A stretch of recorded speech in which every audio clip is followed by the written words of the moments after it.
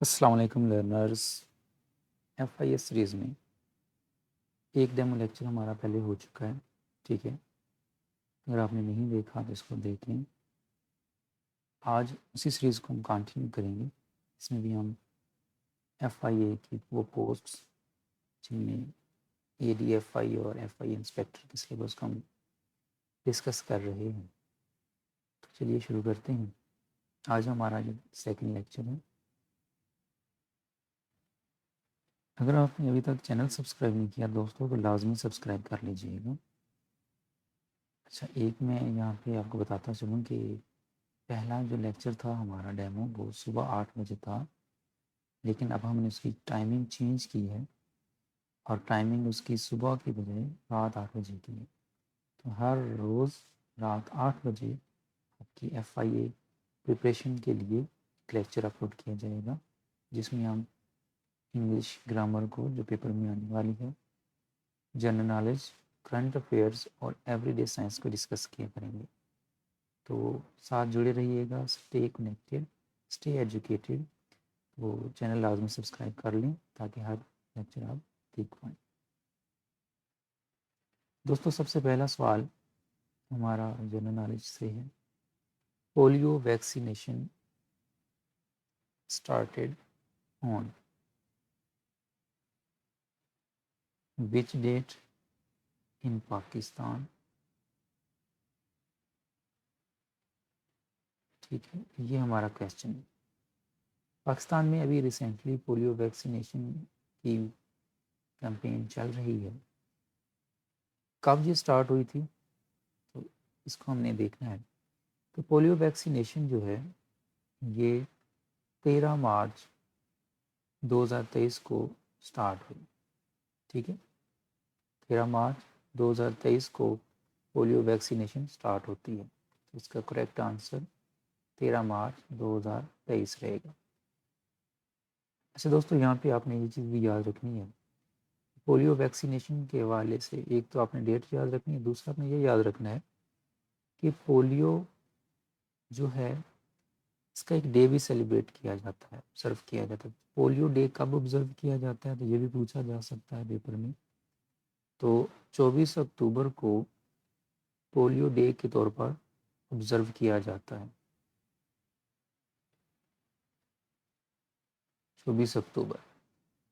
दूसरा आपने याद ये रखना है, पोलियो जो है ये किस तरह से फैलता है। तो पोलियो एक इंसान से दूसरे इंसान को दूसरे इंसान तक चलाया जाता है। आमतौर पर इसको एंटेरो वायरस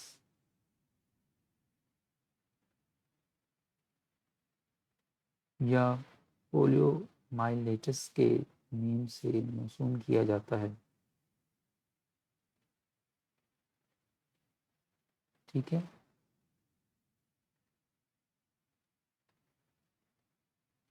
ये एंटेरो वायरस और पोलियो माइलेटस जो हैं ये काज हैं, इनकी वजह से पोलियो होता है। ठीक है, एंटेरो वायरस और पोलियो माइलेटस की वजह से क्या होता है, पोलियो होता है। दूसरा आपने याद रखना है कि इसके अलावा हाउस फ्लाई जो होती है, हाउस फ्लाई भी पोलियो वायरस की वजह बन सकती है। ये तीनों चीज़ें आपने याद रखनी है। एंटेरो वायरस, पोलियोमाइलिटिस और हाउस फ्लाई काज पोलियो। डे कौन सा ऑब्जर्व किया जाता है पोलियो के तौर पर? 24 अक्टूबर। पोलियो वैक्सीनेशन पाकिस्तान में कब स्टार्ट हुई? अभी रिसेंटली, तो 13 मार्च 2023 में। अच्छा, ये जो पोलियो होती है इसमें क्या होता है, ये इंसान के सेंट्रल नर्वस सिस्टम को अफेक्ट करती है। मैं आप लोगों के साथ वही क्वेश्चन डिस्कस करूंगा जो पेपर में आते हैं। कोई भी चीज़ एक्स्ट्रा गैर ज़रूरी नहीं होगी। तो पोलियो जो है, पोलियो वायरस किसको अफेक्ट करता है दोस्तों? Polio virus central nervous system के ऊपर अफेक्ट करता है।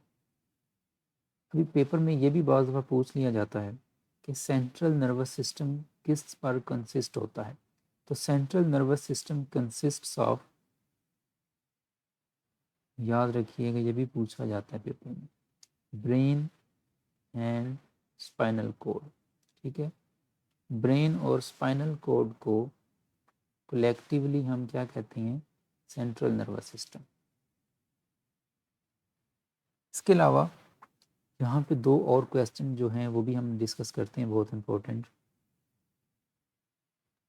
नंबर एक ये कि पोलियो का जो ट्रीटमेंट के लिए, जो इससे बचने के लिए इंजेक्शन लगाया जाता है, वो किसने बनाया? Polio vaccine injection. ठीक है, पोलियो वैक्सीन इंजेक्शन किसने बनाया?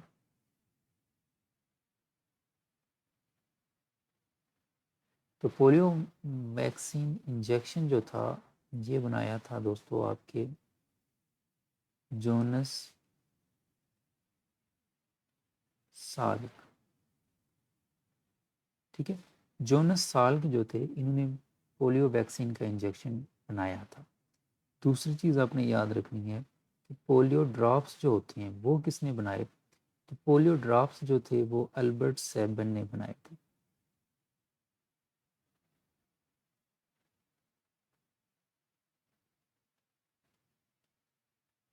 ठीक है, अल्बर्ट सेबन ने ड्रॉप्स बनाए थे, और इंजेक्शन का अगर पूछा जाए वो जोनस साल्क ने तैयार किया था।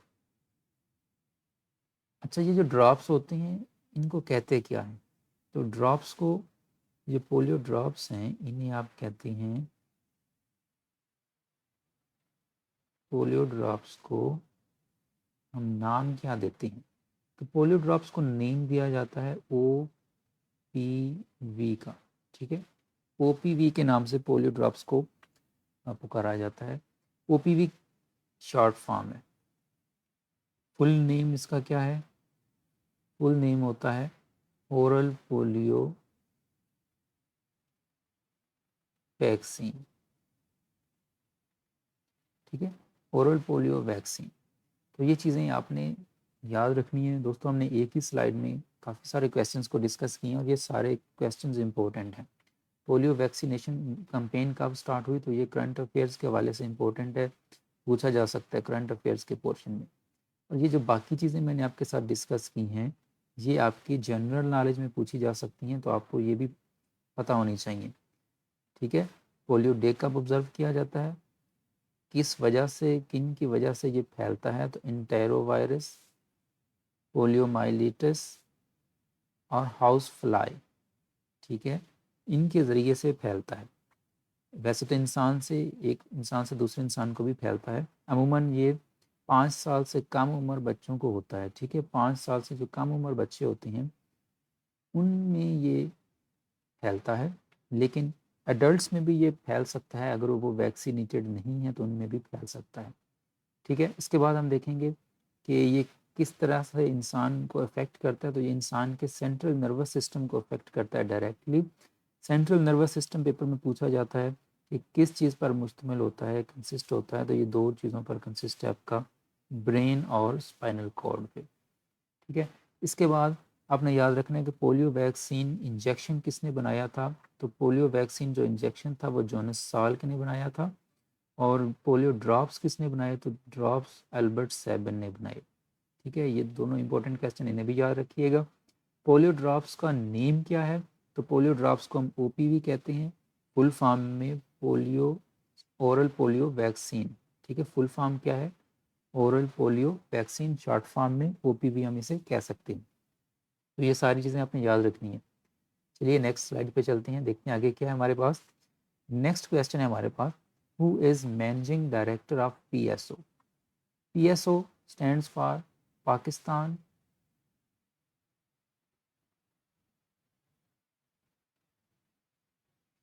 ठीक है, PSO की फुल फॉर्म अगर पूछी जाए तो आपने बताना है पाकिस्तान स्टेट ऑयल जो है इसकी फुल फॉर्म है। Pakistan state oil company limited इसकी फुल फॉर्म है। शॉर्ट फॉर्म में हम इसको PSO कहते हैं।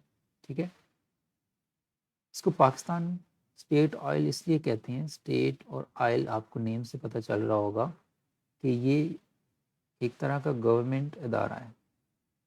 गवर्नमेंट अदारा इसलिए है कि इसमें 25.5% शेयर जो है वो पाकिस्तान स्टेट का है, ठीक है, बाकी प्राइवेट हैं।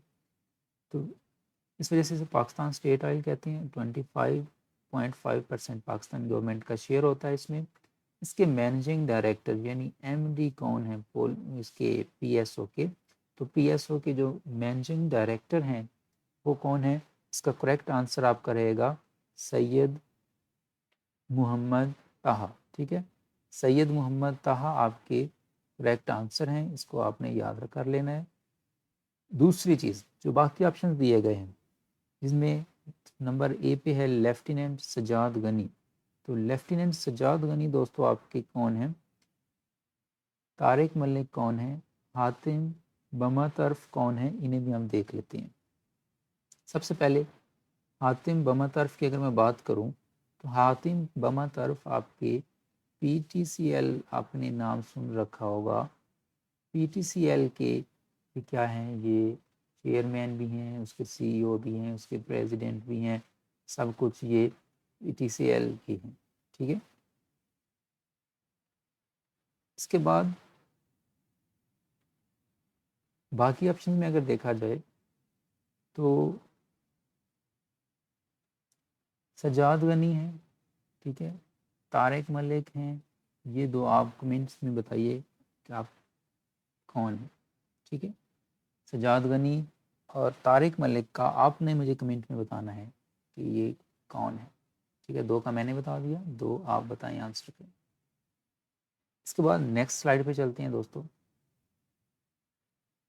Monarchy in Afghanistan was overthrown in, Afghanistan के हवाले से पेपर में क्वेश्चन पूछ लिए जाते हैं, कभी इसकी कैबिनेट के हवाले से, तो कभी अफगानिस्तान में जो वार्स होती रही हैं उनके हवाले से क्वेश्चन पूछा जाता है। तो हम इस स्लाइड में अफगानिस्तान में होने वाली वार्स को डिस्कस कर लेते हैं। अफगानिस्तान में हमारा क्वेश्चन ये है कि मोनार्की, अफगानिस्तान में तकरीबन 250 साल बादशाहत चलती रही है एक ही ख़ानदान की, तो मोनार्की को कब ओवरथ्रोन किया गया, हमारा सवाल ये है। तो इसका करेक्ट आंसर जो है हमारे पास वो ये है जी, मोनार्की को पाकिस्तान इसमें अफगानिस्तान में ओवरथ्रोन किया गया 17 जुलाई 1973 में। 17 जुलाई 1973 में मोनार्की को यानी इसका मोनार्की का बादशाहत का धर्म तख्ता कर दिया गया और डेमोक्रेसी को प्रोमलगेट किया गया। क्या था कि आखिरी बाज़ दफ़ा पूछा जाता है कि अफ़गानिस्तान का लास्ट किंग कौन है, ठीक है।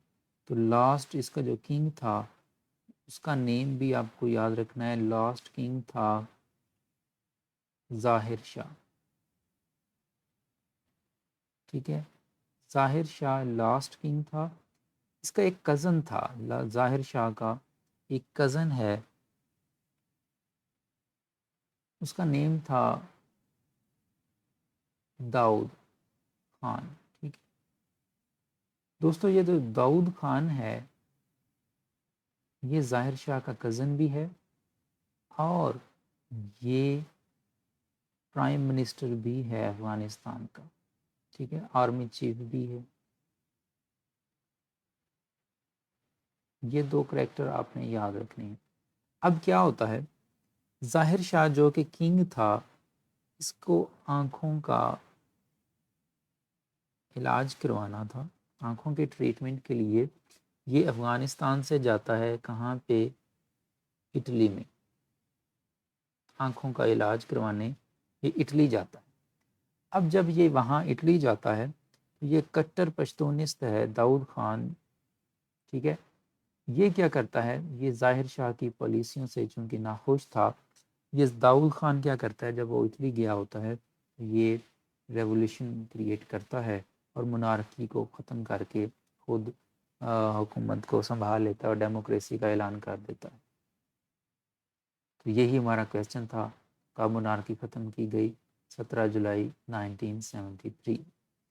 अब जब ये ज़ाहिर शाह जो इटली में था उसको जब पता चलता है कि पीछे तो ये सारा काम हो गया, तो ज़ाहिर शाह रिटेलिएट नहीं करता और ख़ुद ही एब्डिकेट कर देता है, दस्तबरदार हो जाता है बादशाहत से। कब दस्तबरदार कब होता है, तो ये डेट भी आप याद रख लें, 24 दिसंबर में।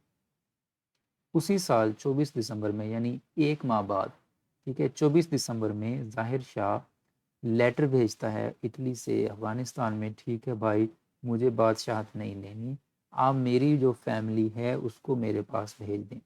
क्या है कि ये जो ज़ाहिर शाह था ये तो इटली में था, लेकिन उसकी फैमिली जो थी, उसकी जो क्वीन थी, ठीक है, वो सारी कहाँ थी, वो आपके इधर अफ़गानिस्तान में ही थी, क्वीन हुमैरा, ठीक है, नाम भी याद रख लें।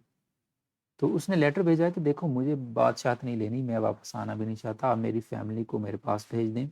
तो ये जो फैमिली जो थी, रॉयल फैमिली, इन्हें पहले था उस अरेस्ट किया गया हुआ था, इन्हें फिर अलाउ कर दिया जाता है, ये फिर वापस ये भी अपने बादशाह के पास, किंग के पास इटली में चली जाती है क्वीन भी, ठीक है। और इस तरह से 24 दिसंबर के बाकायदा तौर पर ज़ाहिर शाह के तस्लीम करने के बाद अफ़गानिस्तान से मुनारफी ख़त्म हो जाती है। दूसरा क्वेश्चन आप इसमें से ये याद कर लीजिएगा कि ज़ाहिर शाह की डेथ, जो कि चूँकि आखिरी बादशाह था अफ़गानिस्तान का, वो इम्पोर्टेंस है इस चीज़ की भी। तो ज़ाहिर शाह की डेथ कब होती है? तो ज़ाहिर शाह की डेथ होती है 23 अप्रैल नहीं, 23 जुलाई, मेरे मुंह से अप्रैल निकल रहा था, 23 जुलाई 2007 में, ठीक है। 23 जुलाई 2007 में क्या होती है, ज़ाहिर शाह की डेथ हो जाती है। अब जब ज़ाहिर शाह की डेथ होती है तो फिर इसको ये भी तो पूछा जाना चाहिए आपसे कि इसका बुराइल कहाँ होता है, इसको दफनाया कहाँ जाता है? तो काबुल में, ठीक है।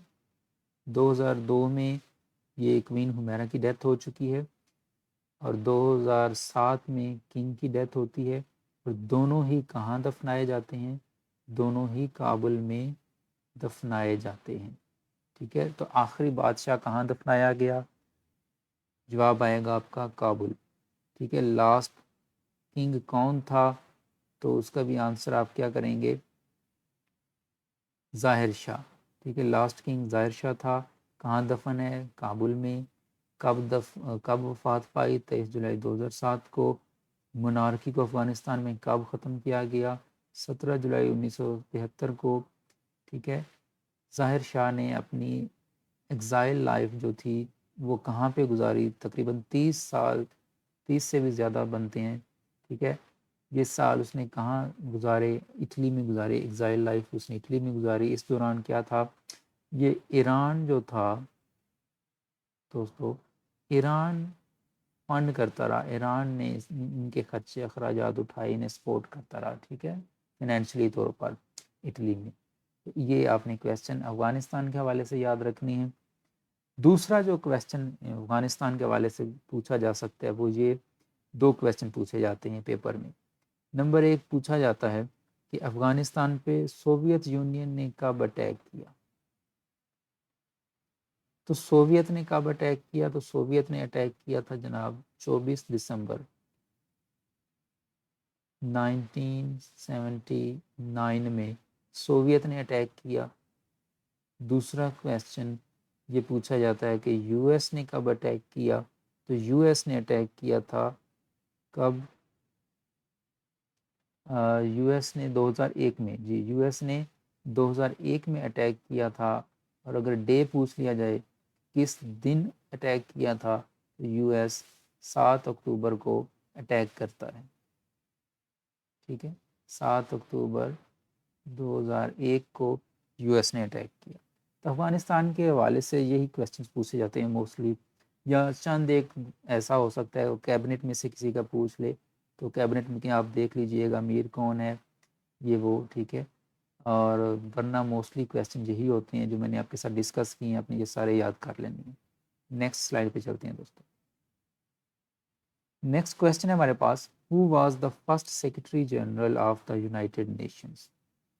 यूनाइटेड नेशंस का पहला सेक्रेटरी जनरल कौन था? ठीक है, तो यूनाइटेड नेशंस का पहला सेक्रेटरी जनरल जो था हमारा, वो ऑप्शन बी सही रहेगा, ट्रेगेव ली जो था, ये यूनाइटेड नेशंस का पहला सेक्रेटरी जनरल इलेक्ट किया गया था। अब आपने ये चीज़ याद रखनी है ट्रेगेवली के हवाले से 2 से 3 पॉइंट्स आपने याद रखनी है। एक तो ये फर्स्ट सेक्रेटरी जनरल है। दूसरा आपने याद रखना है, he is the only secretary general who resigned from his post. ठीक है, यूनाइटेड नेशन का ये वाहिद ऐसा सेक्रेटरी जनरल है जिसने अपनी पोस्ट से रिज़ाइन कर दिया था। आप 7 ईयर आपने सर्विस की, ठीक है, 1946 से 1953 तक ये ड्यूरेशन आपने एज आ सेक्रेटरी जनरल यूनाइटेड नेशन को सर्व किया।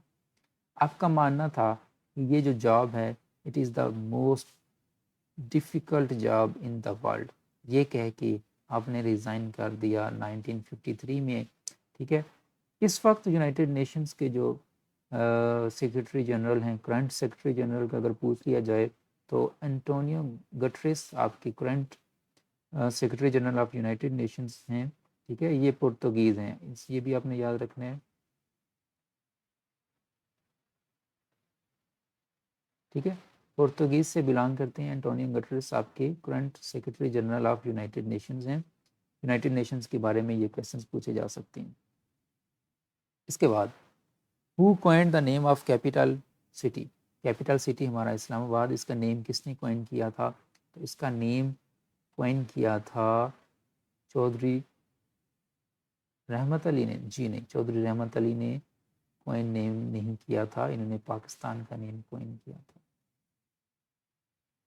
ठीक है, यहाँ पे सवाल पूछा गया कि इस्लामाबाद का, तो इस्लामाबाद का जो नेम कॉइन किया था वो था, इसका करेक्ट आंसर आप जान चुके होंगे, अब्दुर्रहमान। ठीक है, अब्दुर्रहमान ने इस्लामाबाद नेम कॉइन किया। कब किया? देखें, इसकी एक कहानी आपने पहले याद रखनी है। क्या है कि अयूब खान साहब ने एक कमीशन बनाया, 3 मेंबर्स थे उस कमीशन में। आपने एक कमीशन बनाया जिसमें 3 मेंबर्स थे, उनके ज़िम्मे आपने ये काम लगाया कि देखो आप कोई साइट ढूंढो जहाँ पे हम कैपिटल को शिफ्ट करें। ठीक है, कराची से। तो इन 3 मेंबर्स ने जो फाइनली रिपोर्ट तैयार की, उन्होंने कहा कि जी रावलपिंडी के साथ जो जगह है उसको कैपिटल होना चाहिए। ठीक है, अब जब साइट फाइनल हो गई, जगह फाइनल हो गई, तो फिर आया मरहला कि उसका नेम क्या रखा जाए कैपिटल का। उस जगह का चूँकि पहले से नेम नहीं था, कोई सिटी पहले से आबाद नहीं था, तो उसका नेम क्या होना चाहिए। तो इस सिलसिले में कंदील लाहौर एक आपका क्या है, पेपर है वीकली, ठीक है, जिसके एडिटर हैं माजिद निज़ामी। माजिद निज़ामी साहब ने लोगों से कंसल्ट किया कि देखो ये जो नया कैपिटल बन रहा है इसका नेम क्या होना चाहिए। ठीक है, तो तब लोगों ने अपनी राय दी, मुख्तलिफ नाम हर किसी ने अपनी तरफ से तजवीज़ किए। तब क्या हुआ, हमारे पास अब्दुर्रहमान साहब जो हैं, इन्होंने नेम कॉइन किया, इसका नेम, हमारे कैपिटल का नेम क्या होना चाहिए, इस्लामाबाद होना चाहिए। कब किया? तो 1959 में ये नेम अब्दुर्रहमान ने कॉइन किया। ठीक है, जिस पर माजिद निज़ामी साहब ने हुकूमत की तरफ से 10,000 का इनाम भी दिलवाने की बड़ी कोशिश की, जो कि अनाउंस किया गया था, लेकिन वो कभी मिला नहीं।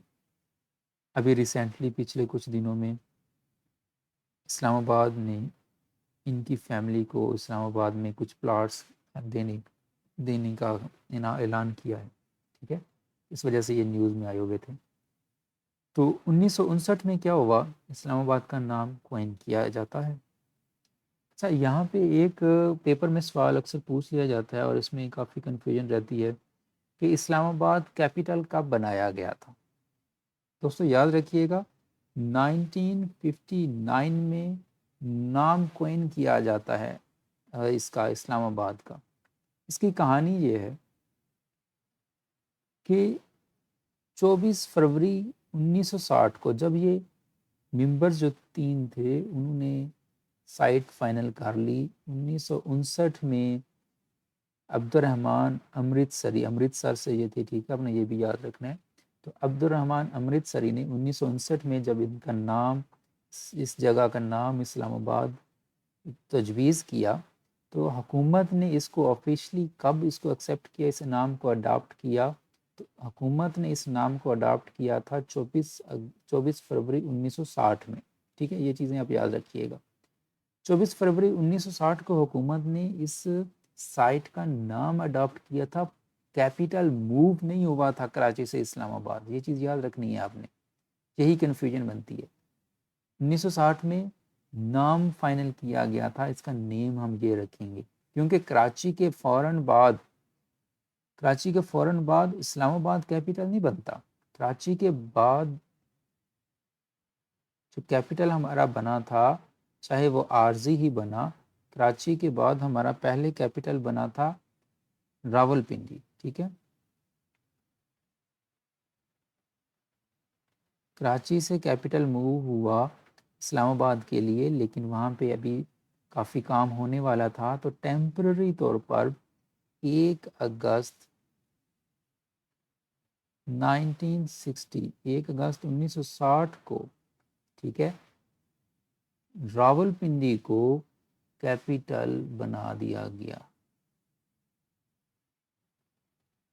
ठीक है, रावलपिंडी 1 अगस्त 1960 को रावलपिंडी को आर्जी तौर पर कैपिटल बनाया गया। नाम कब तजवीज़ किया गया था? 1959 में। ठीक है, हुकूमत ने इस साइट का नाम अडॉप्ट कब किया? तो अडॉप्ट किया था 24 फरवरी को। ठीक है, 24 फरवरी को अडॉप्ट किया जाता है।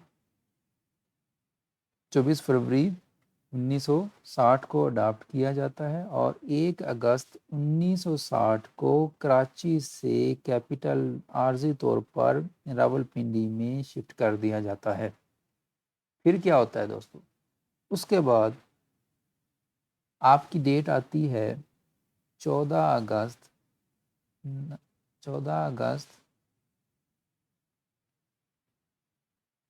1967 की। 14 अगस्त 1967 में इस्लामाबाद को कैपिटल डिक्लेयर कर दिया जाता है, ऑफिशियली इस्लामाबाद कैपिटल बन जाता है।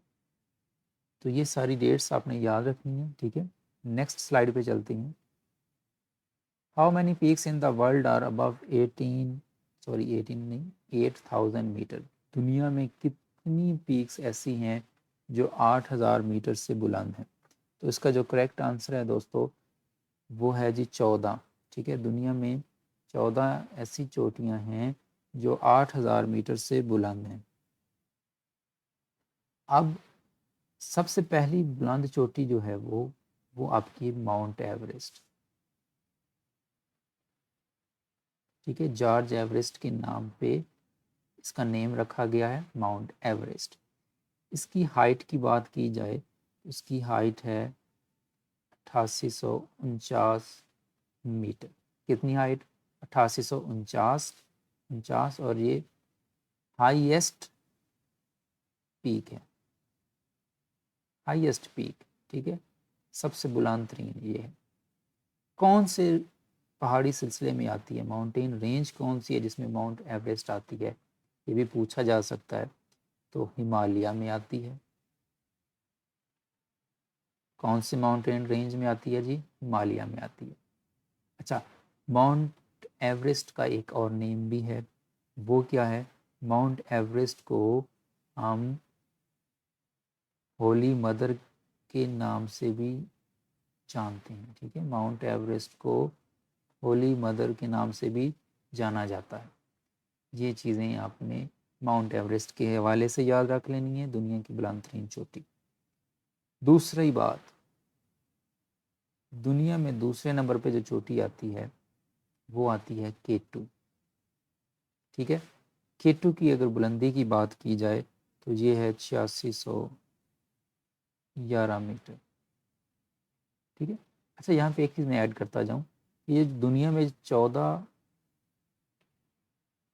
हाईएस्ट है ना, इन 14 में से 5 हाईएस्ट जो हैं वो पाकिस्तान में पाई जाती हैं। दुनिया की बुलंद तरीन चोटियों में से 5 चोटियाँ सिर्फ पाकिस्तान में पाई जाती हैं।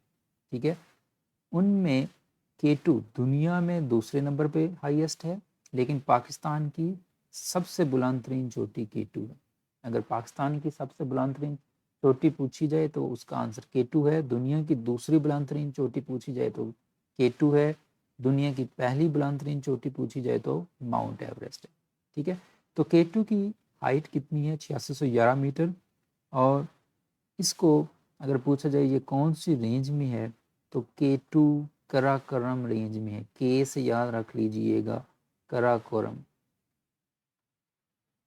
माउंट एवरेस्ट जो है वो हिमालय में है। K2 जो है ये कराकोरम रेंज में आती है। इसके नेम्स की अगर बात की जाए तो इसके अदर नेम हैं,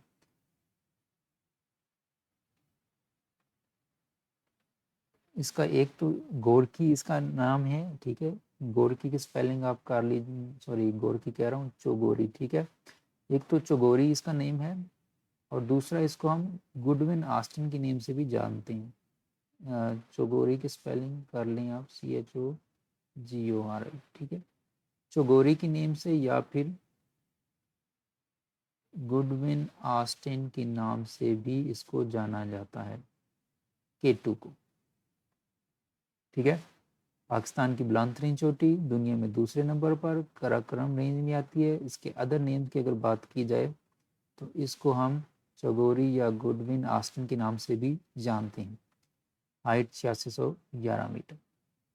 अच्छा जी, तीसरा क्वेश्चन आपने याद रखना है जी, कि पाकिस्तान की दूसरी बुलंद तरीन चोटी जो है उसको हम कहते हैं नांगा पर्वत। ये नांगा पर्वत पाकिस्तान की दूसरी बुलंद तरीन चोटी है और दुनिया में ये 9वीं बुलंद तरीन चोटी है। इसकी हाइट 8125 मीटर। ठीक है, 8125 या 126। ठीक है, बाज़ जगह पे 125 लिखा गया, बाज़ जगह पे 126 लिखा गया। तो नांगा पर्वत पाकिस्तान की दूसरी बुलंद तरीन चोटी है, दुनिया में 9वीं बुलंद तरीन चोटी है। इसके अदर नेम की बात की जाए तो इसको किलर माउंटेन के नाम से भी जाना जाता है, किलर माउंटेन। ठीक हो गया। अच्छा, अब रेंज अगर पूछ लिया जाए कि नांगा पर्वत कौन से पहाड़ी सिलसिले में वाक़या है, तो हिमालय में। ठीक है, ये चोटियों के बारे में आपने याद रखना है। अच्छा, ये माउंट एवरेस्ट कहाँ पे है? ये माउंट एवरेस्ट नेपाल में है। ठीक है, बाकी ये K2 और गुडविन ऑस्टिन जो हैं, ये दो चोटियाँ हमारे ग्रीन कलर से मैं कर रहा हूँ रेक्टेंगल में, ये दोनों चोटियाँ हमारे पाकिस्तान में हैं। ठीक है, और माउंट एवरेस्ट जो है ये नेपाल में है। ये चीज़ें आपने याद रखनी है। इसके बाद अभी पिछले दिनों में क्या हुआ कि इटली जाने वाले कुछ मुसाफिरों का साथ ट्रेजिडी हुई। ठीक है, शिपरेक हो गया। क्वेश्चन ये है कि शिपरेक में हमारी एक नेशनल सॉकर और हॉकी पाकिस्तानी प्लेयर थी, फीमेल। ठीक है, उसका नेम क्या था? शाहिदा रज़ा। ये भी पूछा जा सकता है। ये भी पूछा जा सकता है कि ये शिपरेक कब हुआ, कहाँ हुआ, ये भी पूछा जा सकता है। तो ये सारी चीज़ें आपने याद रखनी होती हैं। नेम क्या था? शाहिदा रज़ा। कौन थी वो? हॉकी प्लेयर थी, सोकर प्लेयर थी। कहाँ जाके वो डूबी हैं? वो इटली के करीब जाके डूब जाती हैं। कब ये इंसिडेंट होता है? ये इंसिडेंट होता है दोस्तों 26 फरवरी को। ठीक है, 26 फरवरी 2023 को ये इंसिडेंट होता है। इसका करेक्ट आंसर ये था। ओके, इसके बाद नेक्स्ट स्लाइड पे चलते हैं हम। Israel bombed Iraq nuclear reactor in which year? Israel ने इराक के न्यूक्लियर रिएक्टर पर बमबारी की जहाज़ों के ज़रिए से। अच्छा, यहाँ पे आपने दो चीज़ें याद रखनी है। एक तो आपको इसका नेम याद होना चाहिए, ठीक है। न्यूक्लियर रिएक्टर का नेम क्या था?